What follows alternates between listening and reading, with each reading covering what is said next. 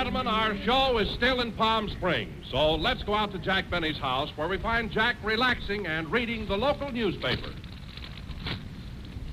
Look at all these want ads. Here's one from Bullock's store. Wanted floor walker.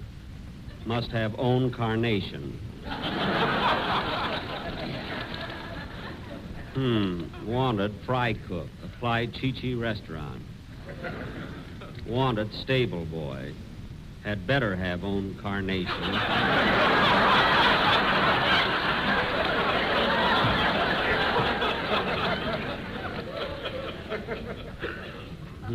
Wanted gardener's helper at Deepwell Ranch. Apply between 2 and... Oh, this is silly. I'm sure my sponsor will pick up my option. But just in case he doesn't. Well, they've got a gossip column here, too. Tyrone Power, who was visiting here last week... Imagine that. Last night, Pauline Betts, famous tennis player...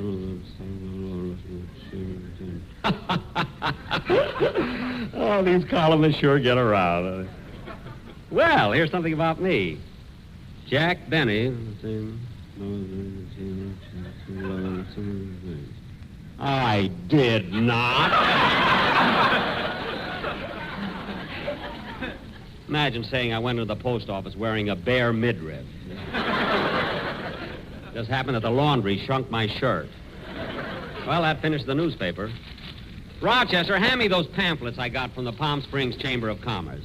Here you are, boss. Thanks. Listen to this. Palm Springs, the jewel of the desert, where the warm, radiant sun pours its golden treasure down on the happy and carefree inhabitants. Palm Springs, where the majestic peaks of the San Jacinto Mountains cast their spell of beauty for all to enjoy. Do you hear that, Rochester? And just think, Mother Nature gives us all these things free. Yeah, it's a shame Mother ain't running the hotels, too.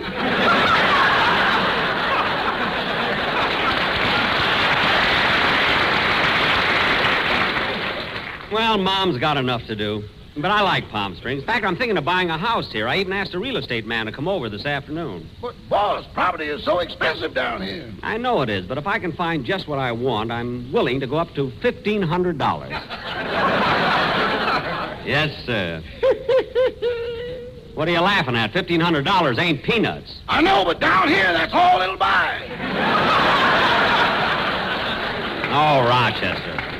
Rochester, you're exaggerating. No, I ain't, boss. You know that little house on the corner with the white fence around it? Uh-huh. That just sold for $80,000 and 2 pounds of butter. Well, maybe it had it. There's the door. I'll get it. Are you Jack Benny? Yes? Well, I'm Mr. Fulton, the real estate man. Oh, yes. Step right in. Rochester, take his hat, coat, and empty the sand out of his shoes. Now, Mr. Benny, just what type of house do you have in mind? Spanish, colonial, or French provincial? Well, Mr. Fulton, I think a home should suit the individual. What kind of a house would fit me? How about early American? No, I don't think I'd like early American. How about sold American? Rochester! Gee, Mr. Fulton, I don't know what to do. Did you bring your pictures with you? Yes, I did. Now, here's one of me when I graduated from... I mean your house!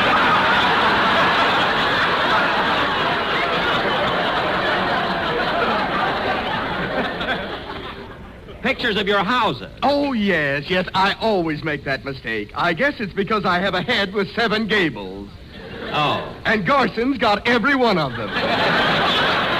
Now, look, Mr. Fulton, let's get down to business. Show me some pictures of what you have to offer. Gladly. Now, here we are. Here's a house that ought to interest you, and the price is $40,000. $40,000 for a house? That's a lot of money. What about the ceiling? And with the ceiling, it'll be $60,000.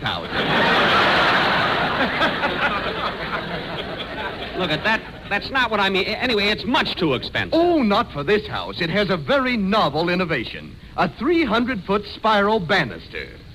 You mean a spiral staircase, don't you? No, a spiral banister. That's for people who don't drink but want to know how it feels. I don't think I'd like that. That banister could save me a fortune. Rochester, please. Show me something else, Mr. Fulton. Have you got a house with a swimming pool? No, but that's no problem. I can build you a tile pool for only $10,000. No, I don't want to go that high. Well, I can build you a cement pool for only $2,500. No, that's still too high for a swimming pool. Why don't you just dig a hole and hire a tribe of Indians to do a rain dance? What's so cheap about that? They're organized, you know. Anyway, Mr. Fulton, I don't think you have the kind of a house I want. Well, let me show you one more. Here's a beautiful house, and it's only $70,000. Well, it's a lovely place, but $70,000 is too much. Anyway, Mr. Fulton, thanks very much for dropping in. Maybe we can talk about it some other time. All right. Goodbye, Mr. Benny. Goodbye. Oh, Mr. Fulton. Yes?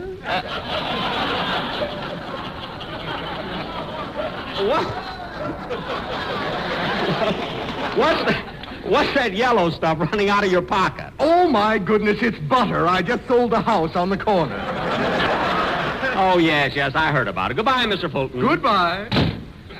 Well, Rochester, I better get down to the Plaza Theater. The broadcast will be on in a few minutes. Say, that reminds me, boss, the manager of the theater called up yesterday. What about? Well, he said according to the rental contract, when you finish your program, you're supposed to leave and not hang around and watch the picture.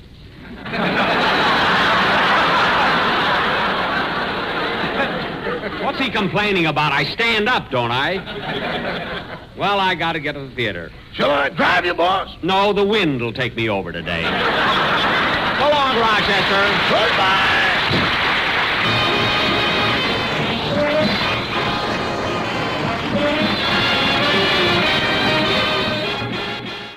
Played by Klondike Harris and his sweetest music this side of the Yukon. And you can have it.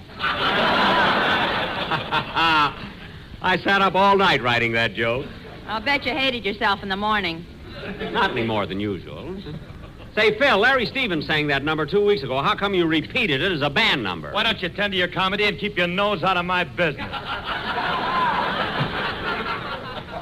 Well, it happens to be my business, too. After all, who's the star of this show? I don't know, but when I see my paycheck every week, I know it ain't me.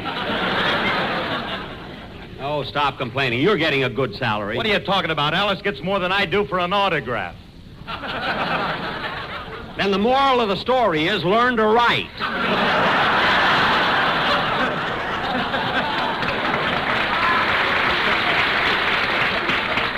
And now, ladies and gentlemen... Hey, Jack, we had to start the show without you. Where have you been? Oh, I'm sorry I was late, Don, but you see, I'm thinking of buying a house here, and I was detained by a real estate man. Oh, Jack, are you thinking of moving to Palm Springs? Well, I was toying with the idea, Don. You know, I like it here. I've been having so much fun, horseback riding, playing golf every day. I played golf this morning, didn't I, Mary? Uh-huh.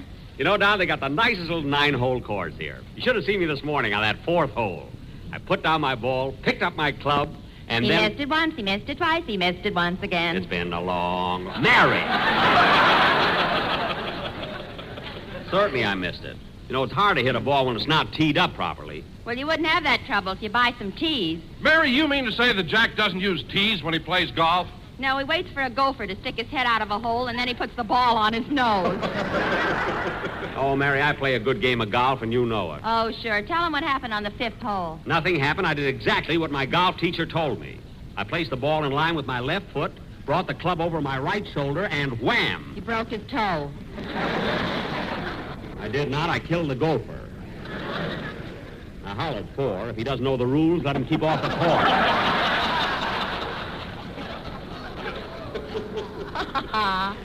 Anyway, I play a better game of golf than anybody in this gang. I beat Phil the other day. Sure you beat me. Every time you took a 9 on a hole, you turned the scorecard upside down before you wrote it in. Well, I could have beat you without that if I hadn't knocked one ball out of bounds. Yeah, and what about that bad slice you made on your first drive? Oh, that wasn't such a bad slice. It wasn't, huh? The ball went 50 yards, made a U-turn, came back, and hit you in the stomach. Mary. Then you got so mad you were going to break your club against a tree. Well, what stopped him? When he drew his club back, he saw the price tag on the bottom, so he put it back in his bag. You can make up more things. I still say I play a better I'll get it. Hello? Say, boss, Mr. Fulton, the real estate man, came back and said they found a few termites in the house, so you can have it for $65,000. Termites, huh? Well, Rochester, you tell Mr. Fulton that I'm not paying any $65,000 for a house. If he hasn't guessed that by now, he's been out in the sun too long. I don't care where he's been. I'm not spending that kind of dough. Would you pay $65,000 for a house in Palm Springs? I wouldn't pay $65,000 for a cabin in the sky. Well, tell the man. Tell the man. I did. All right, goodbye. Goodbye. Well, kids, it looks like I'm not going to buy a house here. Anyway, let's get on with the show, because tonight we're going to do a very important sketch. And I want to start casting it immediately. Say, Jackson, I thought you were going to do a sketch next week. We are, Phil. We're going to do a sketch next week, too. And you'll never guess in a million years who our guest star is going to be. Ray Milland. There's no use trying.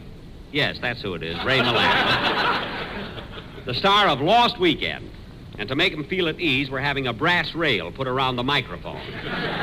Anyway, that's next week. Ray Milland. Gee, I think he's a wonderful actor. I can drink him under the table.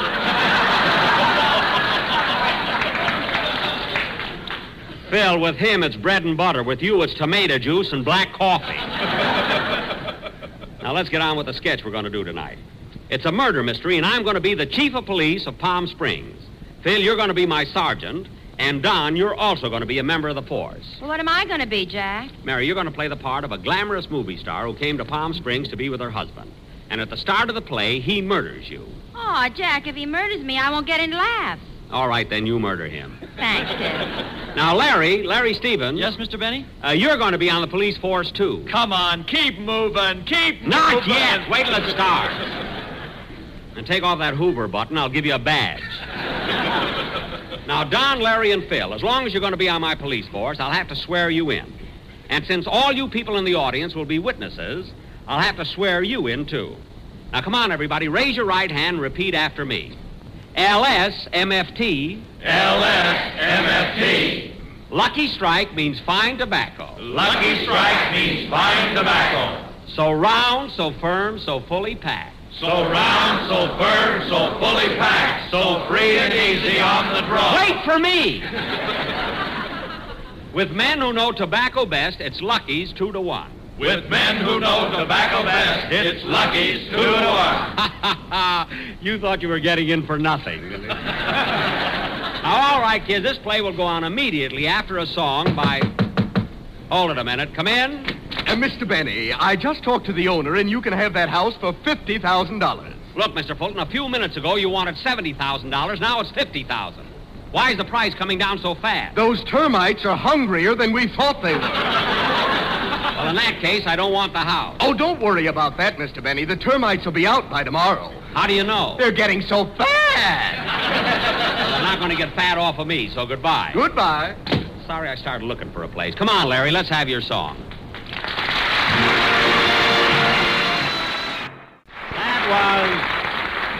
That was Day by Day, sung by Larry Stevens. And now, ladies and gentlemen, for our feature attraction tonight, we are going to offer a mystery melodrama entitled Murder at the Lone Palm, or Her Husband Asked for Some Wine, so she gave him both barrels. The scene opens at the Palm Springs police station. Police Captain O'Benny is in his office behind closed doors, grilling a suspect. Curtain. Music.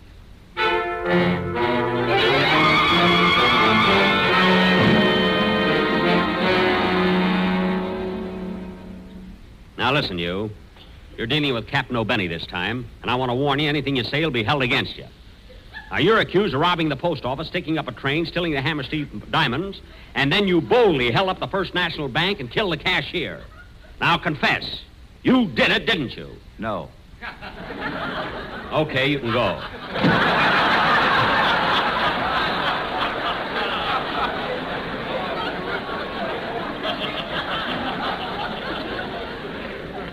If he'd have said yes, I'd have hung them. Nobody puts anything over me. There's the phone, Captain. I'll get it. Hello, Palm Springs Police Station and Date Shop.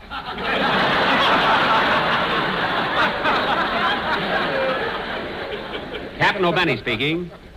What? Yes, we have some with the stuffing in the middle and the walnut on top.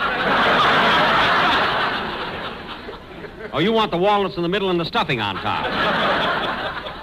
We're out of those. Try the city hall. Goodbye. Oh, Harris. Yes, Chief. You arrested two fellas last night. I want you to stop filling this jail with crooks. You understand? Well, I got to do something with them. During the height of the season, this jail is for tourists. I'm getting $12 a cell, American plan. catch crooks during the summer. Morning, Chief. Hiya, men. How are things? A lot of drunks on my beat. A lot of drunks on my beat, too. Well, what do you know? Pickle beach. Cut it out, O'Hara's. I'll take it. Palm Springs Police Station and Date Shop. O'Benny speaking. Hello, Chiefy. This is Missy LaRue at the Lone Palm. Yes, yes. What is it, Miss LaRue? Oh, get a good grip on your badge. My husband has just been murdered. Oh, he has, eh? Do you know who murdered your husband? No. Have you got any ideas? Well, now that he's dead, yes.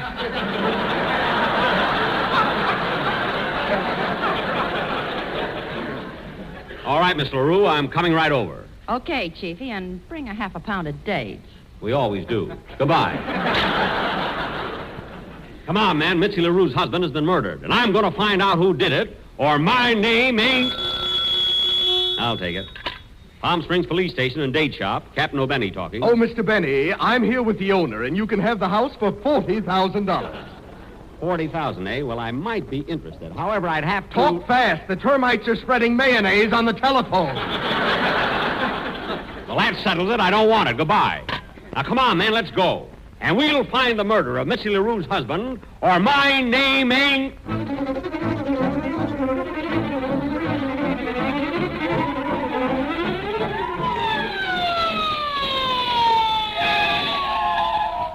All right, men. Here we are at the Lone Palm. Say, this is a pretty classy place, isn't it? It certainly is. Look at that swimming pool. How about it, Chief? Why not?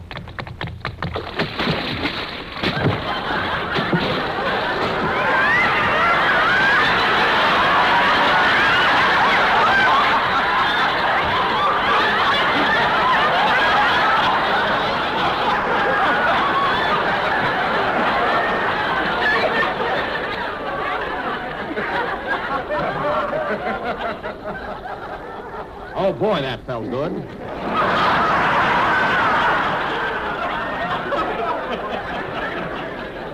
All right, come on, man. We got a mystery to solve. This is Miss LaRue's bungalow right here. Come in. Hello, Miss LaRue. I'm Captain O'Benny. I'm here to solve the murder of your... Wait a minute. Where's your husband's body? In the backyard. Wasn't he killed in this hotel room? Yes, but checkout time is 3 o'clock. Well, tell me everything you know about this crime. I don't know anything. I was just sitting here popping my bubble gum. You didn't hear a shot? No, I really pop it, Pop. Well, come on, O'Hara's. Let's look around this room for clues. Come on, keep moving. Keep moving. Stevens, that's the body. Now, come on, O'Hara's. Let's go. Hey, Chief, look, there's a gun on the table, and it's still smoking. A smoking gun, eh? What do you got to say to that, Miss LaRue? My gun's been smoking Lucky Strikes for 9 hours. That's not what I mean. Now, listen, man. She's a pretty smart dame. So let's give her the... Hey, Chief! The doorknob's moving. There's someone in that closet. Where? Right there. You're right, Wilson. Stand back, everybody. We'll get him out of there. Now, come on. Come on out of that closet or I'll shoot. Don't shoot. Don't shoot. It's me, Fulton. Oh, the real estate man. Are you the murderer? Well, what do you think I am with this knife in my hand? The man who came to dinner? Oh, then you're the one that killed Mitzi LaRue's husband. Yes, I did it. I did it, and I'm glad. All right, then come clean. Tell me, why did you do it? I'll tell you why. He was the toughest customer I ever had, that's why. I offered him a house for $70,000, and he didn't buy it. Then I came down to $60,000. He still said no. Then 50, then 40, then 30. And he kept saying no, no, no. Suddenly, something within me snapped. It was driving me mad. Mr. Fulton. I went crazy. So I took out my gun and let him have it. Bang, bang, bang, bang, bang. Mr. Fulton. I'm glad I did it. Glad I did it. And I'll do it again. I'll do it to anybody who refuses to buy a house. Mr. Fulton. I tried to sell you a house, didn't I?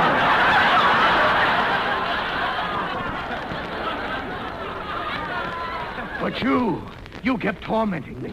No, you kept saying, no, no. I came down from 70,000 to 60,000, to 50,000, to 40,000, but still you said no. Mr. Fulton. Now you're going to buy that house or I'll... Chief. Don't worry, I'm armed. Have you got a gun? No, a pen. Where do I sign? Right here on the dotted line. There is no dotted line. There is now. Oh, yes, it's on my chest. There you are. The house is mine. Thank you, Mr. Benny, and goodbye. Oh, Miss LaRue, Yes? you can tell your husband to get up now. We've made the deal. Well, how do you like that? He tricked me into buying that house. All right, men, I've got a house now. And I'll get those termites out of there, or my name ain't...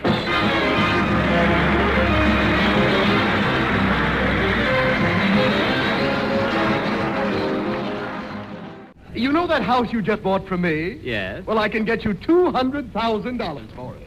$200,000? Who in the world would pay that much? The termites. They're putting up $1 apiece. Well, let them have it. They've got most of it anyway. Good night, folks.